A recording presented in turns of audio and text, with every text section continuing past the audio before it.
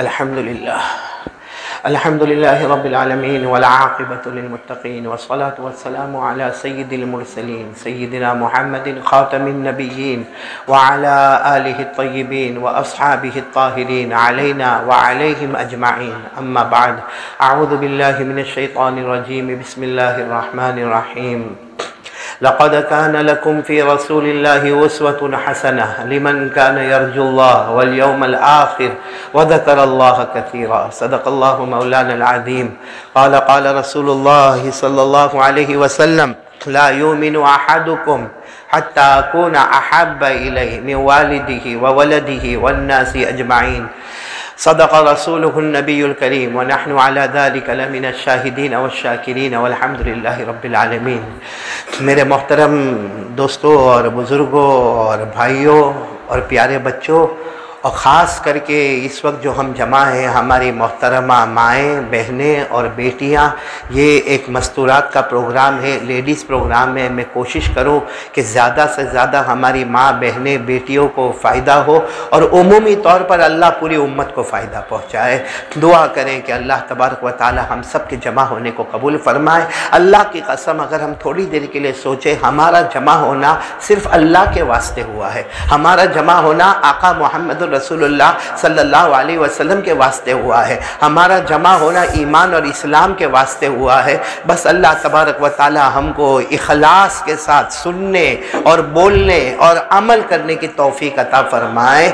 सबसे पहली बात, बहुत लंबे ज़माने के बाद हम यहाँ जापा बाज़ार में मदरसा दावतुल इस्लाम की निस्बत पर यहाँ आना हुआ है। अल्हम्दुलिल्लाह ये मदरसा दावतुल इस्लाम जो माशाअल्लाह उलमाए किराम की निगरानी में चल रहा है, और मैं कैसे कहूँ कि उलमाए किराम की निगरानी में बहुत सारे उलमाए किराम हैं जो मदरसा दावतुल इस्लाम की निगरानी करते हैं, और उनकी निगरानी में ये मदरसा जारी व सारी है, जिसमें सबसे अगर सरपरस्त बनाया गया तो मेरे जैसे नालायक कारी अहमद अली को बनाया गया। बस दुआ करें कि अल्लाह तबारक व ताला इस मदरसा दावतुल इस्लाम को दिन दुगनी और रात चुगनी तरक्कियों से माला माल फरमाए। अल्लाह यहाँ की बच्चियों को हाफिजा, आलिमा और तकिया और नकिया और ज़किया और अपने माँ बाप के लिए आंखों की ठंडक बनाए। मुझे इस वक्त ज़रूरी बात, मेरी माँ बहनें, चूँकि मुझे टाइम दिया गया है 4:30 बजे तकरीबन बात को ख़त्म करना है, तो सबसे पहले मेरी माँ और बहनें, हमें आजकल के हालात में सबसे बड़ा काम है हमारा यकीन बनना कि करने धरने वाली ज़ात अल्लाह ही की ज़ात है। और अल्लाह की कसम, अल्लाह की कसम, अल्लाह की ताकत से बढ़कर कोई ताकत नहीं, अल्लाह की कुदरत से बढ़कर कोई कुदरत नहीं। मेरी माँ बहनें जितनी बैठी है, बहुत गौर से सुने कि एक ज़माना वो था कि हम दुनिया में नहीं थे। एक ज़माना वो था, मेरे बच्चे भी सुनेंगे, एक ज़माना वो था हम दुनिया में नहीं थे। जब हम नहीं थे तो हमें नहीं में रखने वाला कौन था? अल्लाह।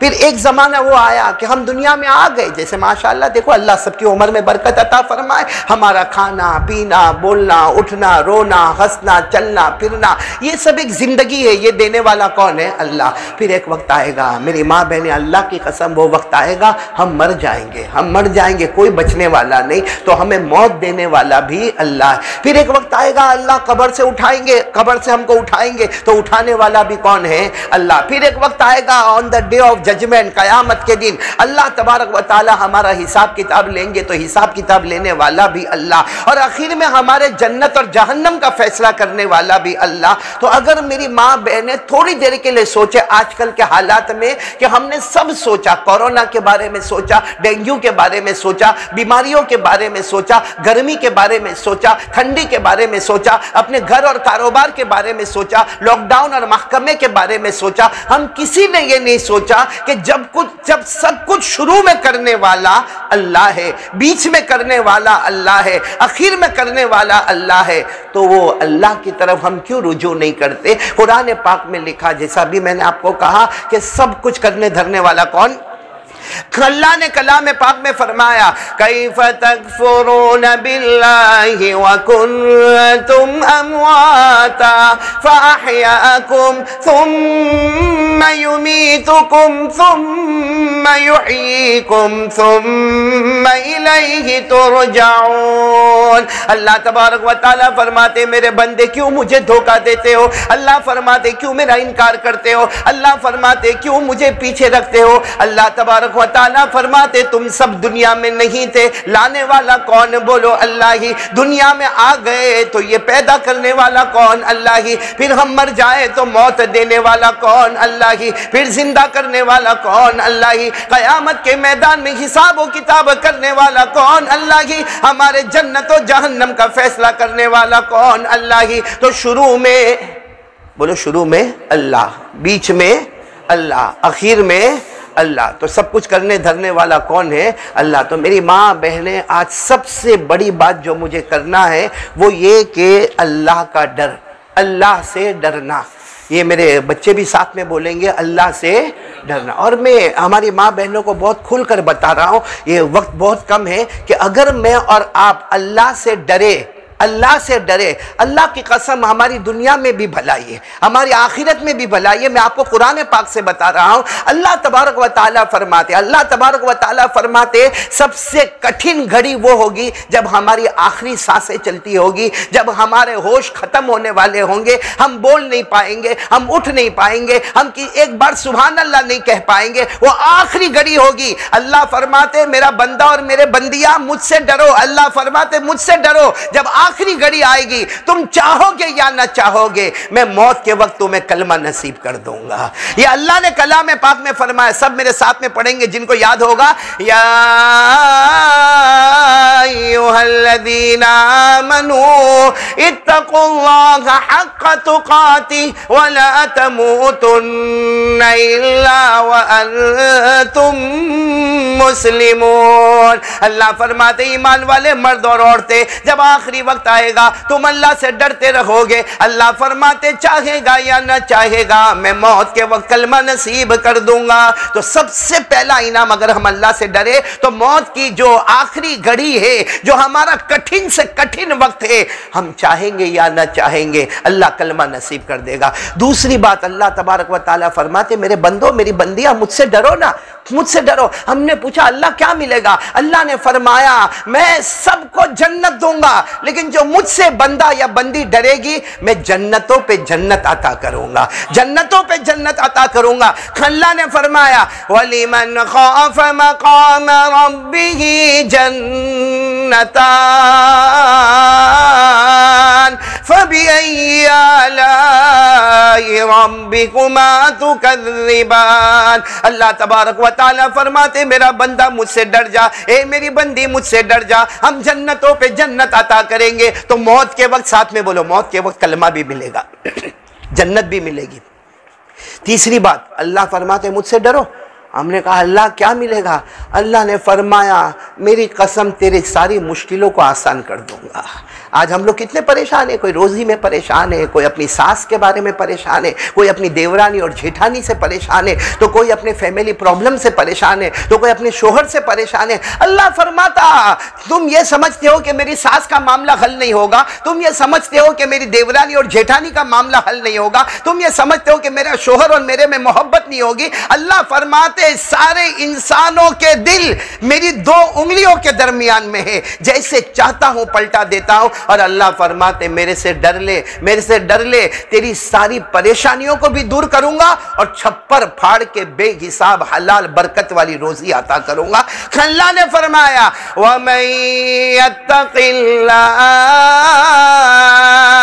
यजअल लहू मखरजन व यरज़ुक़हु मिन हैसु ला यहतसिब वमन यतवक्कल अलल्लाह फहुवा हस्बुहु इन्नल्लाह बालिगु अमरी। अल्लाह तबारक व तआला फरमाते मेरा बंदा मुझसे डर जा, तेरी सारी तकलीफें सारी परेशानियों को दूर कर दूंगा। अल्लाह फरमाते सिर्फ परेशानी दूर नहीं करूंगा, ऐसी जगह से छप्पर फाड़ के हलाल बरकत वाली रोजी दूंगा, तूने कभी सोचा भी नहीं होगा। कितने इनामात हो गए, 3, हाँ, मौत के वक्त कलमा मिल जाएगा, मौत के वक्त कलमा मिल जाएगा। नंबर 2 जन्नतें मिल जाएगी। नंबर 3 परेशानियां हल होगी और रोज़ी में बरकतें होगी। अब मैं आखिरी जो इनाम बता रहा हूँ, वैसे अल्लाह ने पूरे कुरान में 35 इनामत बताए हैं। अल्लाह से डरने के अल्लाह ने कितने इनामत बताए? 35। जो इस वक्त भी नहीं कि वो सारे 35 इनामत को हम सोचे, लेकिन एक इनाम अल्लाह ने इतना प्यारा कहा। अल्लाह ने कहा मेरा बंदा मुझसे डर, ए मेरी बंदी मुझसे डर। हमने कहा अल्लाह डरेंगे, हमें मालूम है मौत के वक्त कलमा भी मिलेगा, हमें जन्नतों पे जन्नत मिलेगी। ए अल्लाह हमें मालूम है कि हमें रोजी बेहिसाब मिलेगी, अल्लाह हमारी मुश्किलें हल होगी। लेकिन अल्लाह ने फरमाया मेरे से डर, सबसे बड़ा इनाम देने वाला। वो क्या इनाम देने वाला? अल्लाह ने फरमाया मेरी बंदी अगर तू मुझसे डरेगी तो याद रखना तुझे दुनिया में कुछ दूं न दूं, इतनी बात याद रखना, तुम्हें पैदा करने वाला अल्लाह खुद मिल जाएगा। कौन मिल जाएगा? अल्लाह। जब अल्लाह मिल गया तो सारी जन्नतें अपनी, सारी जमीनें अपनी। और ये अगर आपको देखना हो तो 14वें पारे की आखिरी आयत पर चले जाओ। 14वें पारे की आखिरी आयत अल्लाह तबारक व तआला फरमाते इन्नल्लाहा मअल्लज़ीना तक़ौ। यहाँ है कलमा अरबी में मा के माने आते ऐसा साथ होना जो कभी अलहदा ना हो, ऐसा मिलना जो कभी सेपरेशन ना हो। अल्लाह फरमाते इन्नल्लाहा मअल्लज़ीना तक़ौ वल्लज़ीना हुम मुहसिनून। अल्लाह तबारक व तआला फरमाते मेरा बंदा मुझसे डरने वाला, ए मेरी बंदी मुझसे डरने वाली। अल्लाह फरमाते तुम्हें कुछ मिले न मिले, एक बार मेरा डर पैदा करो। अल्लाह फरमाते तुम्हें कोई नहीं मिलेगा, पैदा करने वाला अल्लाह खुद मिल जाएगा। बोलो पैदा करने वाला अल्लाह खुद मिलेगा। इसलिए मेरी माँ बहनें सबसे, बल्कि अभी बात आई तो एक बात बताऊं, वो घड़ी भी देखना पड़ता है ना, टाइम भी देखना पड़ता है। तुम तो हो ना मुन्ना भाई यहाँ पे? हाँ माशाल्लाह यहाँ पे बैठे हो, अल्लाह ताला कबूल फरमाए। हाँ आप लोगों को आने में देर हो गई या मैं जल्दी आ गया? आप लोगों को लेट हो गया। चलो अल्लाह तबारक व तआला सबको अच्छा रखे, अल्लाह हमारी माँ बहनों को भी अच्छा रखे। असल में सबसे बड़ी चीज़ है अल्लाह का डर।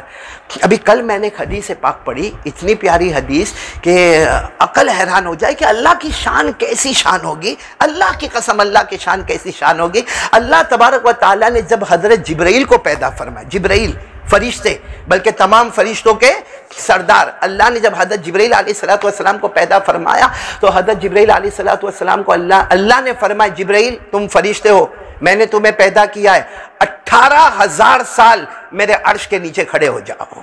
कितने हजार साल? 18,000, 18,000 साल। कल ही मैंने हदीस पाक पढ़ी, मेरे अर्श के नीचे खड़े हो जाओ। हज़रत जिब्राइल अलैहिस्सलातु वस्सलाम, जाहिर बात है फरिश्ते अंदर ना मर्द होते, ना औरत होते, ना खाना होता, ना पीना होता, ना सोना होता। तो हज़रत जिब्राइल अलैहिस्सलातु वस्सलाम पूरे अदब के साथ 18,000 ईयर, 18,000 साल अर्श के नीचे खड़े रहे। तो अल्लाह तबारक व तआला ने 18,000 साल के बाद पूछा, ए जिब्राइल आज मैं एक पहला सवाल तुमसे पूछना चाहता हूँ। हज़रत जिब्राइल अलैहिस्सलातु वस्सलाम, अल्लाह 18,000 साल के बाद तुम मुझसे बात कर रहा, क्या सवाल पूछना चाहता? अल्लाह ने फरमाया मेरा पहला सवाल है, 18,000 साल मेरे अर्श के नीचे खड़े हुए हो, अब मेरे पहले सवाल का जवाब दो, मन अना, मैं कौन हूं? मैं कौन हूं? लिखा है कि हजरत जिब्राइल जैसे भी जिस हाल में होंगे कप कप कप कप थर थर थर थर कांपने लगे। और अल्लाह ने पूछा मैं कौन हूं? हजरत जिब्राइल ने जो जवाब दिया, हालांकि जवाब दिलाने वाला भी कौन? अल्लाह, लेकिन हज़रत जिब्राइल ने जो जवाब दिया, इतना प्यारा जवाब दिया। कहा अल्लाह तू कौन है? हज़रत जिब्राइल अलैहिस्सलातु वस्सलाम ने फरमाया अंतल मलिकुल कुद्दूसुस सलामुल मुमिनुल मुहैमिनुल अज़ीज़ुल जब्बार अल जब्बारुल मुतकब्बिर। हज़रत जिब्राइल अलैहिस्सलातु वस्सलाम ने फरमाया अल्लाह तू तो बादशाहों का बादशाह है, इलाहुल आलमीन तू तो सलामती देने वाला है, अल्लाह तू तो निगहबानी करने वाला है, अल्लाह तू तो अजीज और जब्बार और मुतकब्बिर है। अल्लाह तबारक व तआला ने फरमाया सदक़त या जिब्राइल, जिब्राइल मेरे सवाल का जवाब तुमने सही दिया। अब 18,000 साल और इंतजार करो, फिर मैं दूसरा सवाल पूछूंगा। 18,000 साल और अर्श के नीचे इंतजार करो, फिर मैं दूसरा सवाल पूछूंगा। आप सोचो 18,000 साल गुजरने के बाद दूसरा सवाल भी इसी तरीके का अल्लाह ने किया, क्योंकि अल्लाह बताना चाहते हैं कि मेरी ताकत के आगे कोई ताकत नहीं। अल्लाह ने फरमाया जिब्राइल आज मेरा दूसरा सवाल है, मन खलक़का, तुझे पैदा किसने किया? अरे बोलो ना, तुझे पैदा किसने किया? जाहिर बात है, हज़रत जिब्राइल ने जो जवाब दिया, क्या फरमाया? मुझे पैदा किसने किया? अंतल खालिकुल बारिउल मुसव्विर, ए अल्लाह तू ही खालिक है, तू ही पैदा करने वाला है, तू ही शक्लें देने वाला है, तू ही किसी को वजूद में लाने वाला है। अल्लाह तबारक व तआला ने फरमाया सदक़त या जिब्राइल, ए जिब्राइल तूने बिल्कुल सही कहा। फिर हज़रत जिब्राइल ने कहा अल्लाह अब क्या करना? और 18,000 साल अर्श के नीचे खड़े रहो, फिर मेरा तीसरा सवाल आएगा, फिर मेरा तीसरा सवाल आएगा। और मैं आपको जल्दी जल्दी बता रहा हूँ, वरना बहुत सफ़ों में भरी हुई रिवायत है कि वो 18 साल हज़रत जिब्राइल का जो तड़पना, क्योंकि अल्लाह ताला बात करे इससे बढ़कर क्या दौलत होगी। अरे किसी से मोहब्बत हो जाए तो क्या मोहब्बत होगी, और ये फरिश्तों के सरदार है हज़रत जिब्राइल अलैहिस्सलातु वस्सलाम। पहला सवाल हो गया था, अल्लाह ने पूछा था मैं कौन हूँ। दूसरा सवाल हो गया कि तुम्हें किसने पैदा किया। अब 18,000 साल के बाद तीसरा सवाल आया, जिब्राइल मन अंता, तुम कौन हो?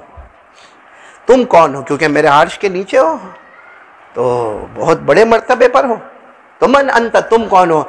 हजरत जिब्राइल का जो जवाब था, बोलो सुभान अल्लाह, बोलो सुभान अल्लाह, कितना प्यारा जवाब दिया। अन्नल अब्दुल आबिद अल मुसब्बिह अल मुतवाज़ि, का अल्लाह मैं तो तेरा बंदा हूँ।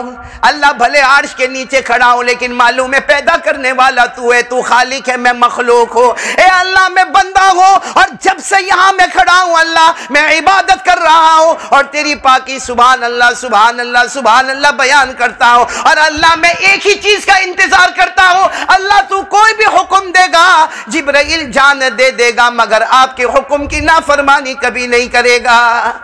सोचो, अल्लाह ही तौफीक देने वाले। अल्लाह ने फरमाया जाओ जिब्राइल, तुम तीनों सवाल के जवाब में कामयाब हो गए। आज से मैंने फैसला किया कि जितने नबी आएंगे हजरत आदम अलैहिस्सलातु वस्सलाम से लेकर मोहम्मदुर रसूलुल्लाह सल्लल्लाहु अलैहि वसल्लम तक हर नबी से तुम्हारी मुलाकात करवाऊंगा, और सारे फरिश्ते नीचे होंगे, मेरे जिब्राइल रूहुल अमीन तुम सबसे ऊपर होंगे। चलो तीनों सवाल जवाब बोलो हो गए। फिर अल्लाह ने फरमाया कि कुछ मांगना है? भाई इम्तिहान हो जाए तो पूछते नहीं इनाम कुछ चाहिए, तो अल्लाह ने फरमाया कुछ मांगना है? तो कहा अल्लाह एक चीज़ मुझे बता कि तू बहुत बड़ी दुनिया पैदा करेगा। और बोलो हुई पैदा?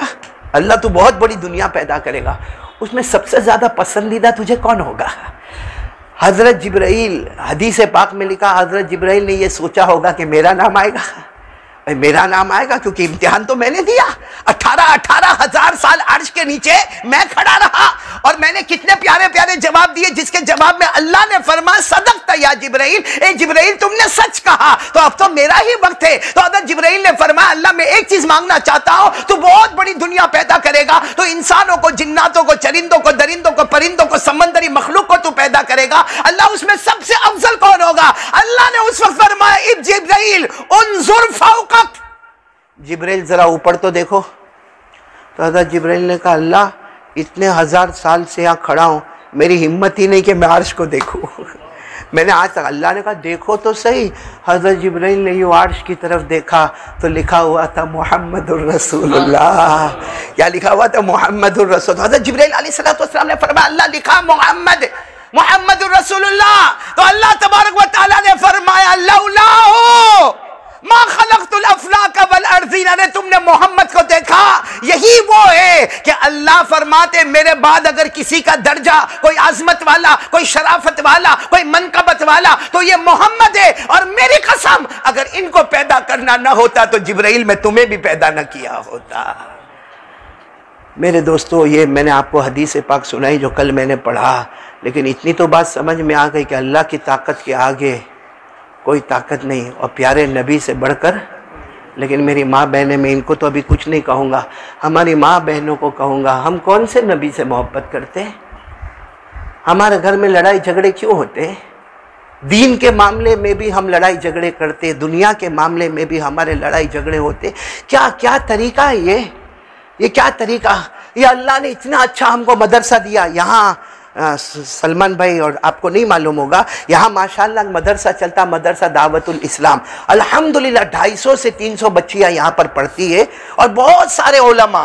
हमारे यासिर भाई मुझे बार बार बताते कि फ़लाँ आलिम से मशवरा हुआ, फ़लाँ आलिम से मशवरा हुआ। और इस मदरसे का जिम्मेदार मैं खुद हूँ, कारी अहमद अली खुद जिम्मेदार हूँ। यहाँ पर हमारे मशवरे से यहाँ काम होता है। माशाल्लाह बच्चियाँ पढ़ रही है, कुरान पाक को सही से सही किया जाता है। बस एक दुआ करना चाहिए कि आज जहाँ जहाँ दीन का काम होता, पहले ये होता था कि दुनिया के कामों में कहा जाता था ये उसका कंपटीशन करता है, वो उसको गिराना चाहता है, वो उसकी टांग खींचना चाहता। अल्लाह ने आज शैतान को इतना हम पर मुसल्लत किया कि दुनिया के कारोबार में हमें गैरों से नुकसान नहीं पहुंचा जितना अपनों से नुकसान पहुंचा, लेकिन दीन के मामले में भी अल्लाह हम सबको हासिदों के हसद से बचाए, फितनों के फितने से बचाए, शरीरों की शरारतों से बचाए। अब सोचो एक मदरसा है, दावतुल इस्लाम है, उलमा किराम उसकी निगरानी करते। उलमा कौन होते? मैं अपनी बात नहीं करता, मैं तो बहुत गुनहगार, निकम्मा, कमीना, लेकिन जो उलमा किराम यहाँ पर आते और उनसे मशवरा होता। आलिम कौन होता है? आलिम वो होता है जिसके सीने में कुरान होता है, आलिम वो होता है जिसके सीने में हदीस होती है, आलिम वो होता है जिसके सीने में फिक़ह होता है, आलिम वो होता जिसके सीने में फलसफा होता है, आलिम वो होता जिसके सीने में अस्माए रिजाल का इल्म होता। बल्कि मैं तो कहता हूं हमारे नबी ने फरमाया आलिम वो होता है कि समंदर की मछलियां भी रात भर उसके लिए दुआएं करती रहती है। वो उलमा की निगरानी में मदरसा चले, बस अल्लाह हासिदों के हसद से बचाए। असल में जो दावत और तबलीग की बुनियाद है ना, वो कौन है? हजरत मौलाना। क्या शख्सियत थी, अल्लाह की कसम, क्या शख्सियत थी हज़रत मौलाना इलियास रहमतुल्लाह अलैह की। अल्लाह उनके नक्शे कदम हमको चलने की तौफीक अता फरमाए। और मेरे प्यारो, अल्लाह हमको दीन को समझने की तौफीक अता फरमाए। तो खैर बात ये कर रहा था कि हमारे आका मोहम्मदुर रसूलुल्लाह से बढ़कर बोलो ना कोई नबी। एक बहुत पते की बात याद आई, ये औरतों को पर्दा करना चाहिए नहीं? आप लोग तो बोलो, आपको कहाँ बोल रहा हूँ पर्दा करने को। असल में मामला क्या है, एजाज तेरी बीवी आई है तो समझ ले तेरे ऊपर ही है। वो बेचारा घर का इतना डरा हुआ होता है सलमान, कि बाहर भी कुछ नहीं बोलता। और मालूम है ना, एक आदमी मेरी उम्र का होगा, कारी अकील तुम्हारी तो शादी हो गई ना, एक मेरी उम्र का होगा बेचारा, 52 साल का होगा, शादी किया। बोलो कौन सी उम्र में? 52। तो किसी ने उसको कहा कि पागल है 52 साल की उम्र में शादी करने का। अरे अच्छा खासा अल्लाह ने तेरे को 20 साल की उम्र दिया, 25 साल की उम्र दिया, 30 साल की उम्र दिया, वहां शादी करता। अभी 52 साल की उम्र में जब आधा पाँव तेरा कब्र में पहुंच गया, अब शादी करना? तो कहने लगा अरे क्या करूं, मेरी मजबूरी है। मामला ऐसा है कि मैं हर साल इतना बड़ा सदका करता था कि हजार बलाएं दूर हो जाती थी, यही साल सदका करना भूल गया। समझा? ये देख अब भी करके बैठा है जानी। कब मैंने तेरा निकाह पढ़ाया? 1 महीने के बाद मिठाई आई। 5 तारीख को निकाह पढ़ाया। आज मेरे को हदिया दे। मैंने कहा क्या हदिया? कहा निकाह पढ़ाया था ना। तो मैंने कहा अब तक तो दूसरा पढ़ लिया होता। खैर अल्लाह हम सबको, थोड़ा मैं हंसाता हूँ, तवा गरम करता हूँ, रोटी पकाने आ रहा हूँ। पर्दा करना ज़रूरी है शरीयत में? अरे बोलो ना ज़रूरी है। आज एक सहाबिया का वाक़या बताता हूँ, अल्लाह की कसम दुआ करो कि अल्लाह इनके नक्शे कदम हमको जन्नत अता फरमाए। हाँ, जब पर्दे की आयत नाजिल हुई ना कुरान में, तो वो रात का वक्त था, मगरिब के बाद का वक्त था। हज़रत जिब्रील अलैहिस्सलातु वस्सलाम आयत लेकर आए कि औरतों पर पर्दा करना। उससे पहले औरतें पर्दा नहीं करती थी, मस्जिद में आती थी, एक आध चादर वगैरह होती थी, या चादर भी नहीं होती थी, ऐसे ही दुपट्टे को सर पे लपेट लेती थी और मस्जिद में आ जाए। लेकिन जब वो मगरिब के बाद मदीना मुनव्वरा में आयत करीमा नाजिल हुई, जिनको याद हो मेरे साथ में पढ़ना, अल्लाह ने वो आयत करीमा नाजिल फरमाई, या अय्युहन नबी कुल लिअज़वाजिका व बनातिका व निसाइल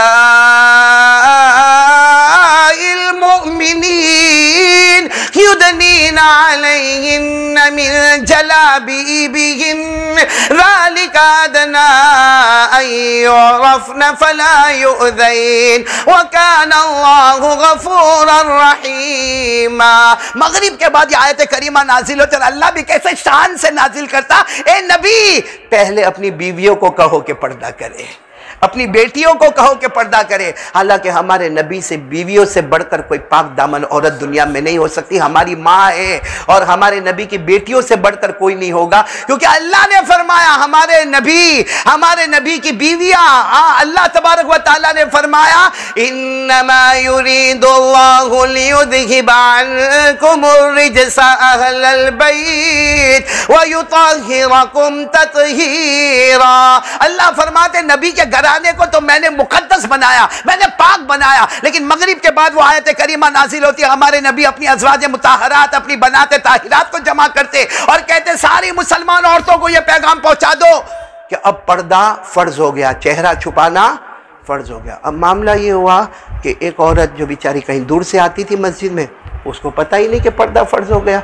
अब वो तो सुबह सुबह फजर की नमाज में आई तो देखा कि सारी औरतें चेहरे पर पर्दा रखी हुई, तो पूछने लगी अपनी बहनों को क्या हुआ, आजकल तुम तो ऐसे ही दुपट्टा ओढ़ के आ जाती थी, अब ये सारा चेहरा क्यों छुपा है? कहा बहन तुम्हें नहीं मालूम, कल रात को मदीने पाक में ऐलान हो गया, कल मगरिब के बाद से ऐलान हो रहा है और ये आयत करीमा आ गई है और अज़वाज मुताहरात भी पर्दे में है, बनाते ताहिरात भी पर्दे में है और आम मुसलमान औरतें भी पर्दे में। वो औरत अपने साथ एक छोटा बच्चा लेकर आई थी, छोटे बच्चे को कहती जा अपने घर से बड़ी चादर लेकर आ जा, अब मैं नहीं जाऊंगी। अब वो छोटा बच्चा, बेचारा छोटा बच्चा, और वो ज़माने में लाइट ट्यूबलाइट नहीं थी, वो बेचारा ज़मीन पे गिरा। अब उसको हाथ में पाँव में कहीं चोट लगी, लेकिन माँ ने कहा था वो चादर लेकर आई। उस औरत ने वो चादर को लेकर अपने पूरे चेहरे पर अच्छे तरीके से लपेट लिया और उसके बाद में जो नमाज पढ़नी थी नमाज पढ़ ली। उसके बाद जब घर गए, अब घर गई तो बच्चा भी जख्मी था और शोहर बड़ा नाराज था। शोहर ने कहा अरे एक आध नमाज बगैर पर्दे के पढ़ लेती तो क्या होता, हमको तो मालूम ही नहीं था कि पर्दे का हुक्म नाजिल हुआ, हम दूर रहते मदीने में, हमको नहीं मालूम था, हम कसूरवार नहीं थे। अगर एक आध नमाज बगैर पर्दे के पढ़ लेती, तूने छोटे बच्चे को घर भेजा, उसके पाँव में चोट लगी, उसे जख्म आ गया। उस औरत ने जवाब दिया मेरे बच्चे की जख्म जो लगा है वो मुझे गवारा है, लेकिन मेरे नबी का कानून टूटे ये मुझे गवारा नहीं।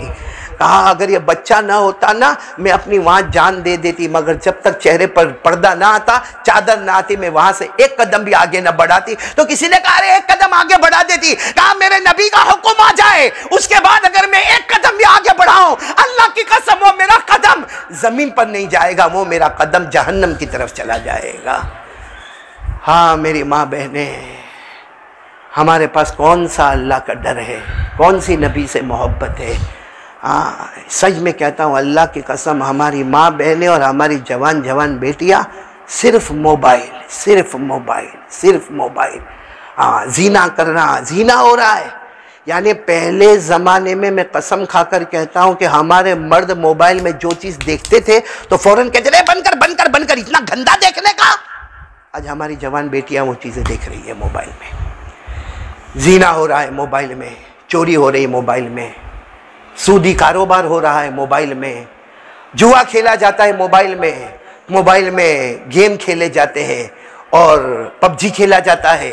बल्कि मेरे प्यारों गीबतें हो रही है मोबाइल में, झूठ बोला जाता है मोबाइल में, किसी की बुराई करना हो तो मोबाइल में, किसी पर तोहमत लगाना हो तो मोबाइल में। अरे मेरे दोस्तों हम लोगों को शर्म नहीं आती, कितनी कितनी औरतों पर हम तोहमतें लगाते, कितने मर्दों पर तोहमत लगाते, हालांकि हमें उनके बारे में कुछ नहीं मालूम होता। अल्लाह की कसम डरो डरो डरो, जिस पर तोहमत लगाओ डरो। अगर खुदा न खास्ता उसने तहज्जुद के वक्त में अल्लाह के सामने हाथ उठा ली, उसके हाथ और अल्लाह के दरमियान में कोई पर्दा बाकी नहीं रहेगा। कितने घरों में आज तलाक हुई, मेरी माँ बहनें बेटियां जानती है, कितने घरों में जो तलाक हुई उसकी वजह भी मोबाइल है। मोबाइल की वजह से तलाक हो गई हमारे घर में। अल्लाह हम सब की हिफाजत फरमाए, हम सब की। तो खैर मैं ये कह रहा था कि सबसे पहला काम तो हमको अल्लाह से डरना। बताओ कौन कौन तैयार? भाई सब डरेंगे इंशाअल्लाह, अल्लाह से डरेंगे। और दूसरा काम ये गुनाहों से बचना, पर्दा करना ज़रूरी है। बोलो पर्दा करना। और आप थोड़ी देर के लिए सोचो ना, थोड़ी देर के लिए सोचो, अल्लाह के रसूल पाक सल्लल्लाहु अलैहि वसल्लम तशरीफ़ फरमाए। बोलो अल्लाह के रसूल पाक सल्लल्लाहु अलैहि वसल्लम तशरीफ़ फरमाए और हमारे नबी के सामने आपकी दो बीवियाँ बैठी हुई है। बोलो हमारे नबी के सामने आपकी दो बीवियाँ बैठी हुई। एक रिवायत के मुताबिक एक बीवी का नाम है हज़रत मैमूना। बोलो एक बीवी का नाम है मैमूना और एक बीवी गालिबन हज़रत आयशा। दोनों बीवियाँ आपके सामने बैठी हुई है और अल्लाह के रसूल पाक सल्लल्लाहु अलैहि वसल्लम बात कर रहे हैं। भाई मियाँ बीवी आपस में बातें कर रहे। इतने में एक सहाबी आए जिनका नाम है हज़रत अब्दुल्ला। बोलो पूरा नाम है हज़रत अब्दुल्ला इब्ने उम्मे मक्तुम। वो सहाबी आए। वो जैसे सहाबी आए, अल्लाह के रसूल, अच्छा जो सहाबी आ रहे हैं वो नाबीना है। ब्लाइंड है, यानी उनको कुछ नजर नहीं आता। वो धीरे धीरे लकड़ी का सहारा लेके लकड़ी बजाते बजाते आ रहे हैं। अल्लाह के रसूल पाक साहब अपनी दोनों बीवियों को कहते हैं इhtजिबा मिन्हु, पर्दा करो पर्दा करो पर्दा करो, जल्दी पर्दे में जाओ। तो दोनों बीवियां कहती क्यों अल्लाह के रसूल, क्यों अल्लाह के रसूल? तो कहा वो आ रहे अजनबी मर्द आ रहे। कौन? हजरत। अब तो ये दोनों कहते हैं अलैसा हुआ आमा, अल्लाह के रसूल वो तो नाबीना है, वो आएंगे उनको हम नजर भी नहीं आएंगे कि हम कौन बैठी है, उनको पता भी नहीं चलेगा कि कौन बैठी है। हमारे नबी ने फरमाया अफा अमिया वाने अंतुमा, वो नाबीना है, तुम दोनों थोड़ी नाबीना हो। वो तुमको नहीं देख पा रहे, तुम तो उनको देख पा रहे हो। हालांकि अज़वाज मुताहरात ये कहकर हमारे नबी ने उम्मत की औरतों को ये सबक सिखाया। लेकिन हमारे यहाँ तो जो फैशन है, अल्लाह अकबर अल्लाह अकबर। घर में औरत रहेगी ना, क्या नाम बेटा तुम्हारा? फरीद भाई, सही में मैं कह रहा हूँ, आप सब लोग मेरी गवाही दोगे। घर में औरत रहेगी तो मेला मेला वो उसका वो कपड़ा होगा, और कभी इधर जा रही कभी उधर खाना पका रही है। शोहर आया तो शोहर भी आया तो देखा तो पूरे घर में बदबू फैली हुई, बीवी को देखा तो बीवी के कपड़े भी उड़ान तुड़ान जा रहे।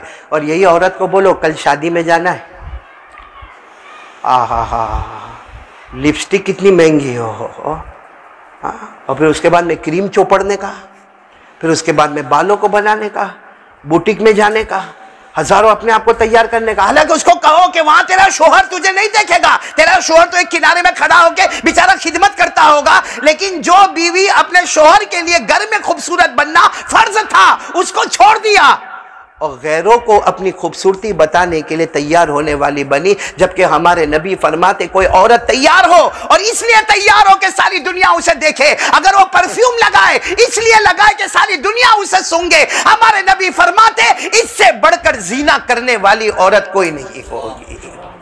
अगर आज हम किसी को रंडी बोले, किसी को वेश्या बोले, हमारी जबान पर अच्छा सूट नहीं होता, लेकिन देखने जाओ तो तर्जुमा वही आकर रुक जाता है। अल्लाह मेरी और आपकी हिफाजत फरमाए। तो खैर सबसे बड़ी चीज़ है अल्लाह का डर। फिर एक मरतबा बोलो भाई, सबसे बड़ी चीज़ है अल्लाह का डर। मैं बार बार कह रहा हूँ अल्लाह का डर हो जाए ना। मैंने बीच में मौलाना इलियास रहमतुल्लाह अलैह का नाम लिया, भाई लिया था ना मौलाना इलियास, कि ये दावत व तबलीग का काम है ना, इसमें मेरे को भी जुड़ना है, आपको भी जुड़ना है। क्योंकि असल चीज़ अल्लाह ने बहुत सी उम्मतें पैदा की, बोलो अल्लाह ने बहुत सी उम्मतें पैदा की, लेकिन जब हमारी उम्मत को पैदा किया अल्लाह ने फरमाया इससे अच्छी कोई उम्मत नहीं है। अरे अल्लाह ने हमारी बहुत तारीफ की, हमारे नबी ने। एक मर्तबा हमारे नबी सल्लल्लाहु अलैहि वसल्लम ने सहाबा किराम को फरमाया मेरी उम्मत बहुत प्यारी उम्मत है, अंतुमुल अव्वलून व अंतुमुल आखिरून। हमारे नबी ने फरमाया ओ मेरे उम्मतियों, तुम सबसे आगे हो, तुम सबसे पीछे हो। अब सारे सहाबा एक दूसरे का चेहरा देखने लगे, क्योंकि जो आगे होगा वो पीछे नहीं होगा, जो पीछे होगा वो आगे नहीं होगा, अपोजिट है। और हमारे नबी बार बार तुम सबसे आगे हो, तुम सबसे पीछे हो। एक साहबी खड़े हो गए, अल्लाह के रसूल नहीं समझ में आता, अगर हम आगे हैं तो पीछे नहीं होंगे, पीछे है तो आगे नहीं होंगे। हमारे नबी ने मुस्कुरा कर फरमाया तुम पीछे हो क्योंकि सारी उम्मत के बाद में तुम आए हो, दुनिया में आने में तुम पीछे हो और जन्नत में जाने में तुम सबसे आगे हो।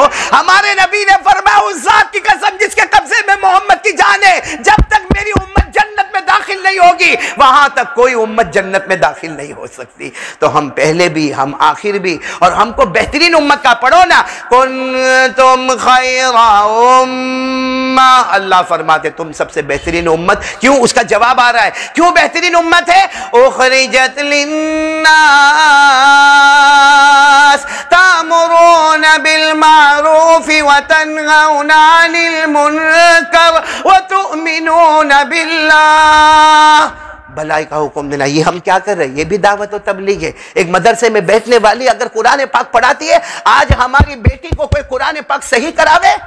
अच्छा, बाज़ जगहों पर ये देखा जाता है, मालूम नहीं क्या स्पीड, क्या मामला, मेरे को नहीं समझ में आया। कहिए वो मदरसे में जाओ 6 महीने में कुरान नाज़िरा ख़त्म होगा, वो महीने में जाओ 7 महीने में हाफिज़ा हो जाएगी। भाई कुरान पाक को पढ़ना है, सही पढ़ना है, तजवीद के साथ पढ़ना है। हजरत उमर रज़ी अल्लाह ताला अन्हु ने सूरह बकरा याद की 12 साल में। हजरत अब्दुल्ला इब्ने उमर ने सूरह बकरा याद की 8 साल में। क्यों? क्योंकि कुरान को समझा, समझे, समझाए और कुरान को तफक। आज मेरे प्यारे, वो तो माफ़ करना, हम लोग भी यहाँ बैठे, कितने ऐसे बैठे जिनकी सूरह फातिहा भी सही नहीं होगी।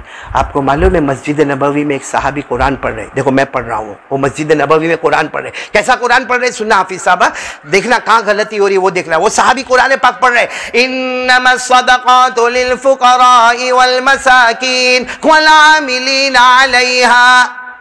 अब जाहिर बात है वो सहाबी की आवाज़ भी बहुत अच्छी हो गई, लेकिन गलती हुई ना कारी साहब, गलती हो गई, गलती हो गई। जहाँ खींचना था वहाँ खींचे नहीं।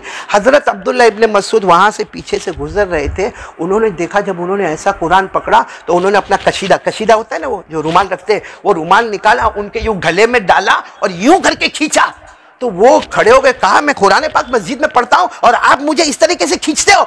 अब्दुल्ला इब्न मसूद ने कहा, ऐसा कुरान पढ़ोगे कुरान तुम्हारे लिए वबाल बन जाएगा।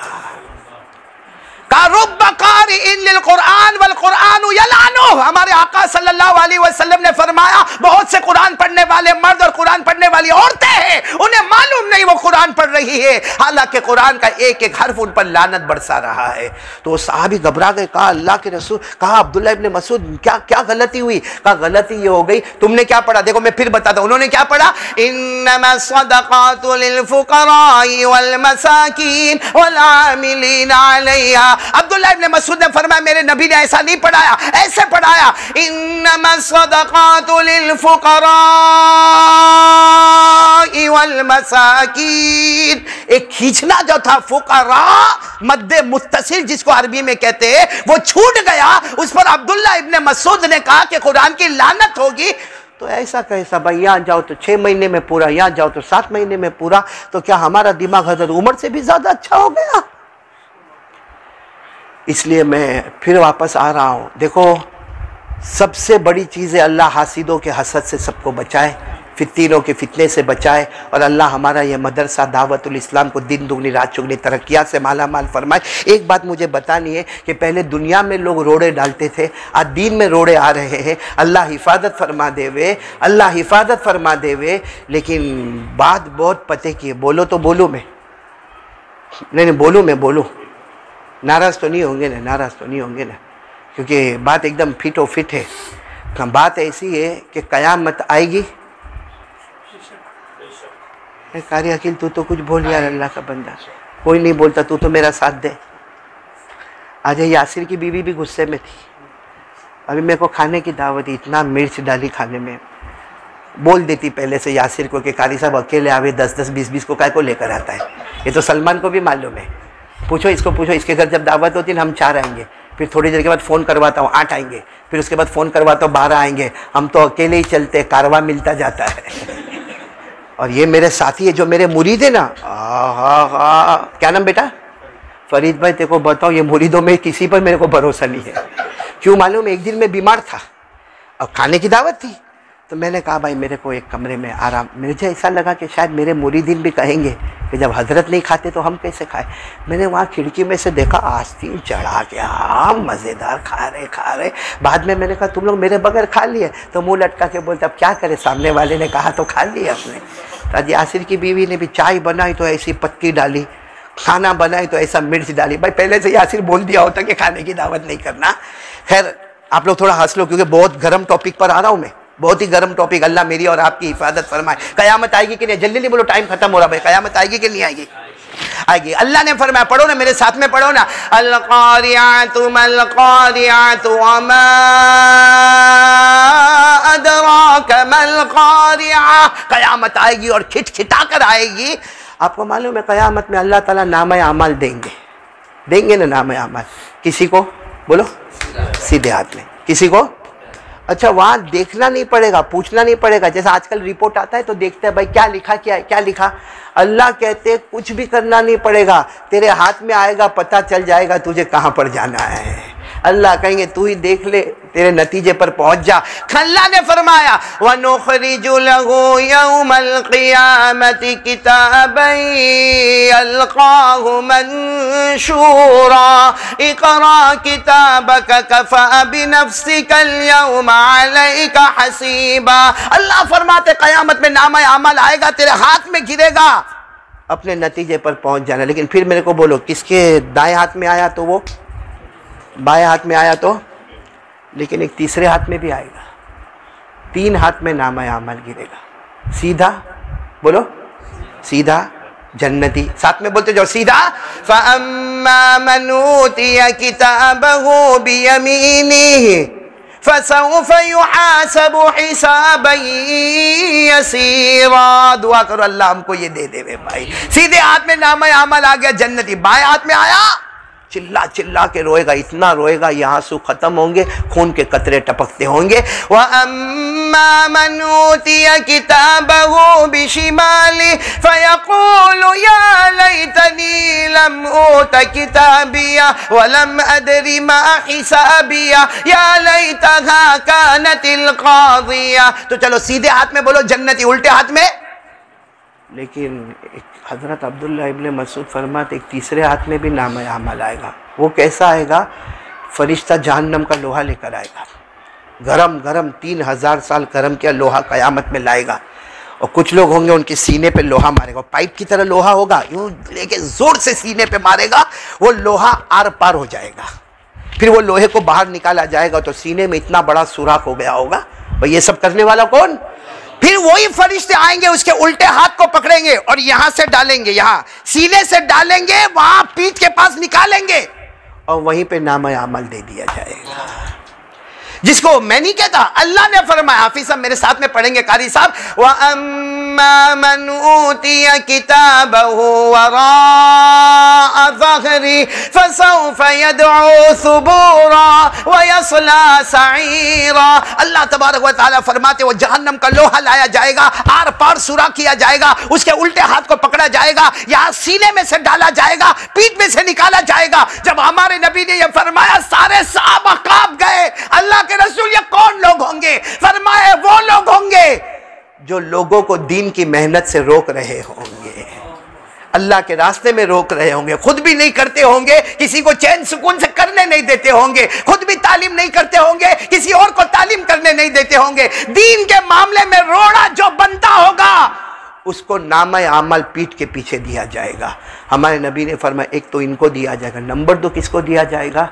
जिसने किसी पर जुल्म किया होगा। हाँ, चाहे शोहर ने बीवी पे जुल्म किया हो या बीवी ने शोहर पे जुल्म किया हो, किसी को मारा होगा, किसी को गाली दी होगी, और वो कयामत में अल्लाह को कहेगा अल्लाह, ए अल्लाह इसने मुझे दुनिया में मारा था, इसने दुनिया में मुझे गाली दी थी, इसने दुनिया में मुझे ये किया था, हालांकि उस वक्त मेरे पास ताकत नहीं थी। अल्लाह ताला फरमाएंगे आज उसी के हाथ को मोड़ा जाएगा, उसके सीने से लेके उसकी पीठ पे निकाला जाएगा, उसको नामा अमल वहां दिया जाएगा। जिसने किसी को मारा होगा, किसी को गाली दी होगी, किसी को तड़पाया होगा, किसी का माल हड़प लिया होगा और फिर वापस देने को तैयार नहीं होगा। अल्लाह मेरी और आपकी हिफाजत फरमाए। इसलिए मैं आखिरी बात मौलाना इलियास वाली बार बार आके मैं रुक जाता हूँ, एक बात बताकर कि देखो दीन इसका नाम है। हज़रत मौलाना इलियास रहमतुल्लाह अलैह जो बानी है दावत व तबलीग, उन्होंने कितना काम किया, कितना काम किया। अल्लाह की कसम ये दावत तबलीग का काम कोई लाख रोकने की कोशिश करे, हम कसम खाकर कहते ये कयामत तक चलने वाला काम है। लोग बुझाने की कोशिश करेंगे, लेकिन अल्लाह ये नूर जो मौलाना इलियास के ज़रिए से अल्लाह ने जलाया है, ये बुझने वाला नहीं, बोलो ये बुझने वाला। मौलाना इलियास रहमतुल्लाह अलैह जब दावत तबलीग में लगे, आप जमात को लेकर, आपकी पहली जमात 15 आदमी की पानीपत पहुंची। आप रहते थे दिल्ली में, पढ़ाते थे सहारनपुर में, फिर कभी दिल्ली में, तो पहली जमात आपकी कहाँ जा रही है और कितने आदमी है? अब जब पानीपत पहुंचे, अब वहाँ छोटी मोटी मस्जिद, सब अपना सामान, मालूम है ना, पहले तो जमात वाले जाते थे तो चावल भी लेकर जाते थे और गेहूँ भी लेकर जाते थे और आटा भी लेकर जाते थे और केरोसिन भी लेकर जाते और चूल्हा भी लेकर जाते और माचिस भी लेकर जाते। आज के तो जमात वाले को मालूम है बिरयानी बन जाएगी, बाहर से ऑर्डर दे देंगे।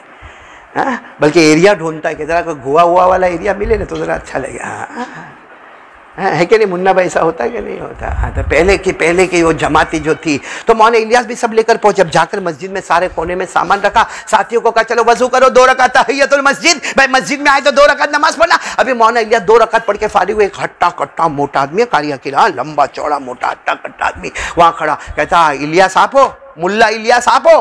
अब वो उनकी जबान थी, तो मौलाना इलियास ने कहा मैं, क्योंकि मौलाना इलियास बहुत दुबले पतले थे, जब हम नाम सुनते थे मौलाना इलियास दावत और तबलीग के बानी ममानी, हमारा दिमाग हो तो कैसे लंबे चौड़े होंगे, ना ना ना, दुबले पतले से थे। तो कहा कि आप मुल्ला इलियास से? कहा हाँ मैं मौलाना इलियास। तो उन्होंने कहा आज मगरिब के बाद मेरे घर दावत, मौलाना इलियास ने मना किया, देखो केरोसिन भी है, चूल्हा भी है, माचिस भी है, खाना भी है, हम खुद पका लेंगे, खा लेंगे, हम तो अल्लाह रसूल के वास्ते निकले, खाने के वास्ते थोड़ी। कहा, मैंने कहा ना पानीपत में यहाँ मेरा बहुत बड़ा ऊंचा मकाम है, आपको मगरिब बाद दावत मेरे घर पे। अब मौलाना इलियास ने सोचा दावत कबूल करना भी सुन्नत है। कहा ठीक है तुम्हारे यहाँ दावत है। और साथी को कह दिया भाई मगरिब बाद इनके घर पे अपने को क्या है, दावत है। तालीम में बैठ गए भाई, तालीम में बैठ गए। अब तो तालीम में भी बैठते, वहाँ भी मोबाइल से खेलते, तालीम में बैठते ना वहाँ भी मोबाइल से खेलते। ऑनलाइन बेचारा वो मौलाना सबक पढ़ाता है, वो मोबाइल पे गेम खेलता है। ऐसा हाल हो गया, अल्लाह हिफाजत फरमाए। खैर मौलाना इलियास रहमतुल्लाह अलैह तालीम में बैठ गए। इतने में एक और शख्स आया, हाँ वो इतना मोटा मोटा नहीं था, आया। कहा मौलाना वो आपको मगरिब बाद दावत दी ना? कहा मगरिब बाद नहीं आना, ईशा बाद। मौलाना ने कहा कोई बात नहीं भाई, मगरिब बाद वाली कैंसिल और ईशा। और कहा मैं सगा भाई हूँ उनका, वो मगरिब बाद गलत बोल के गए, कब दावत है? मौलाना ने कहा कोई बात नहीं, ईशा के बाद दावत। भाई अल्लाह के वली का ईशा। अब मगरिब के बाद मौलाना, मगरिब की फ़र्ज हो गई, सुन्नत नवाफिल हो गई, आप खड़े हो गए। और मौलाना इलियास का बयान कैसा होगा सोचो, सुभान अल्लाह। हमारी तरह चीखते चिल्लाते नहीं होगे, लेकिन मैं कहता हूँ मेरे बयान में और उनके बयान में फ़र्क ये था, हमारी ज़बान काल है, उनकी ज़बान हाल थी।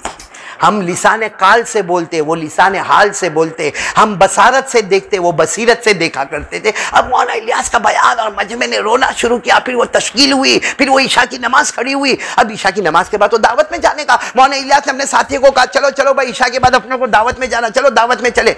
अब दावत में गए तो जो बड़ा भाई था ना, कौन मोटा हट्टा कट्टा, वो खड़ा कहने लगा मौलाना आप लोग क्यों आते हैं यहाँ पे?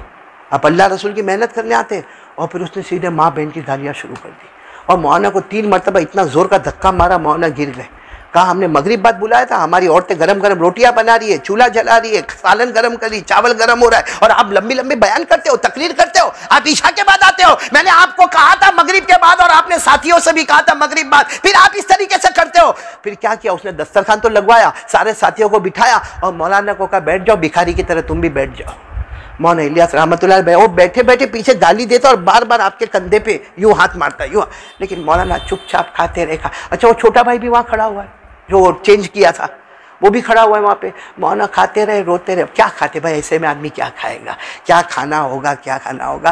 खैर साथियों ने भी खाया, मौलाना भी रोते रहे। जब हो गई दावत, जब जाने लगे तो उसने फिर धक्का मारा मौलाना इलियास रहमतुल्लाह अलैह को। मौलाना इलियास रहमतुल्लाह अलैह गिरते गिरते बचे, उससे माफ़ी मांगी मौलाना इलियास रहमतुल्लाह अलैह ने, और वहाँ से चले। और मस्जिद में आकर जो ज़ारो कतार सजदे में गए, और मौलाना इलियास जो रोए हैं, सारे साथी रोए हैं। जब सबका रोना खत्म हुआ तो साथियों ने कहा मौलाना आपने वहाँ कहा क्यों नहीं कि तुमने मगरिब बाद दावत दी थी, वो तुम्हारा भाई खड़ा है ना, उसने ईशा के बाद दावत दी।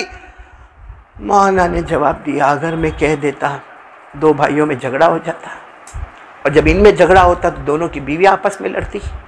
फिर इनके घर में जो माँ है वो या तो बड़े भाई की तरफ जाती या छोटे भाई की तरफ जाती, और ये झगड़ा कितने दिनों तक चलता। अरे मैंने गालियाँ खा ली।